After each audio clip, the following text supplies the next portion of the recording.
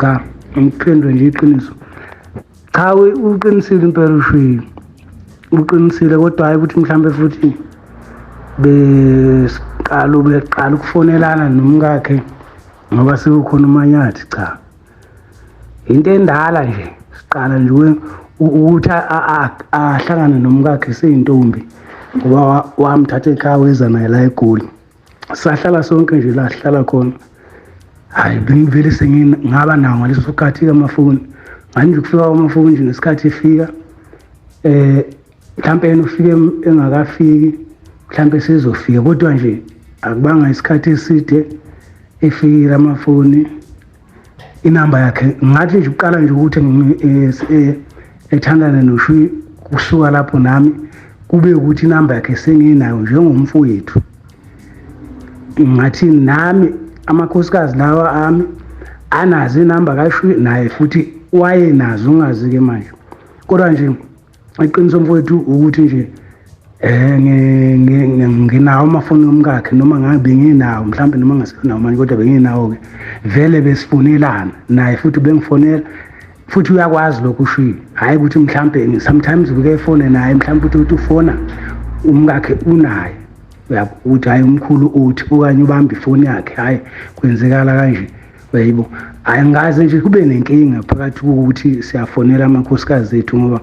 into vele sayiqala kudala sithe noma nje sesidumile kumsebenzi wethu ususidumisa ususikhipha kamazwe bekuyinto enjalo nje manje engangitholi mina wami uzongithola kuShwi uma ngabe okaShwi engamtholi uShwi eyami ifoni mhlambe iyashisa icimile uzomthola kimi vele uzofonela mina uma ukuthi yami sabambile kuya ngokuthi ekabani ifoni esadonsayo uyabona nje iphuthe elikhulu lelo showShwi emhlabeni ubuka iphutha nje likhulu engazi ukuthi ukuthathaphi kodwa ke mina ke ngibonile vele ukuthi konke akakukhulumayo kahle kahle akukhulumi yena khuluma nje omunye umuntu yena uyakuphimisa ngomlomo kodwa nje ke engikushoyo cha mfethu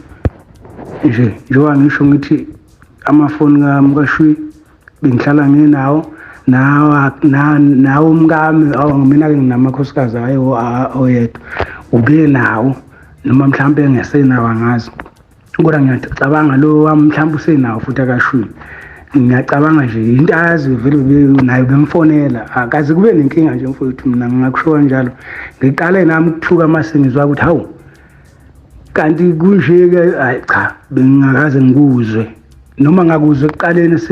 ngayitshela mhlambe hayi ngesikhathi beka umbuso wamacingo ngayitshela hayi mhlambe indlela nabo wezama ukuthi mhlambe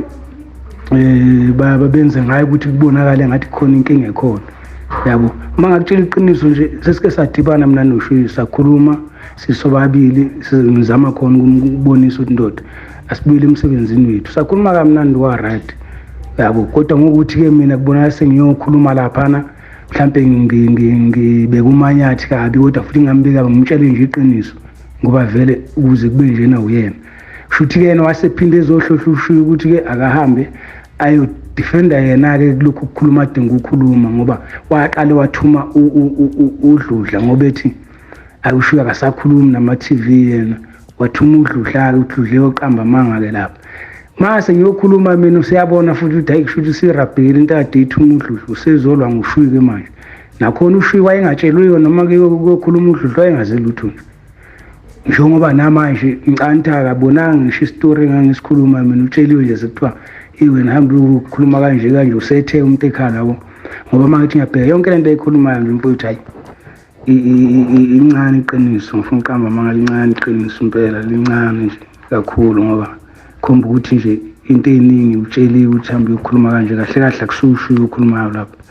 umanyathi lo olwayo ngoba kahle kahle umanyathi kodwa manje akanayo indlela yokuthi ahambe eshashalazini manje ulwa ngalabo abantu ababili ngisho ngoba vele ayibathathile ukuthi kufanele anqobe ngabo kufanele mina nginqobe wona noma nginqobe yena ngoba bona nginenkinga nabo ukuya vele umuntu owanza ukuthi kube nje engisho ukuthi lokho kwekuzwayo hayi impela angengiphike lokho kodwa nje ngendlela akubika ngayo hayi akuhambi ngalendlela akubika ngayo ngoba even noma ngingabiza umkakhe azoyikhulumela kubiza wami hayi mfethu kushayisana ukukhuluma ngoba ngani bayalazi iqiniso, even naye uyalazi iqiniso, even ngisho uManyathi uyalazi iqiniso njengoba bekhuluma lento abayikhulumayo. Akekho ongalazi iqiniso, bona bengaphendula nje iy'tori zabo bey'bhekisele kodwa iqiniso bayalazi bo-3 ukuthi kuze kube njena nje kungani. Bona sebengayivimba ngoba befuna ukugqibanela amahlazi abo ngoba vele nabo futhi khona bebekuthola kuManyathi. Iqiniso linjalo. Hayi futhi ngiyabonga.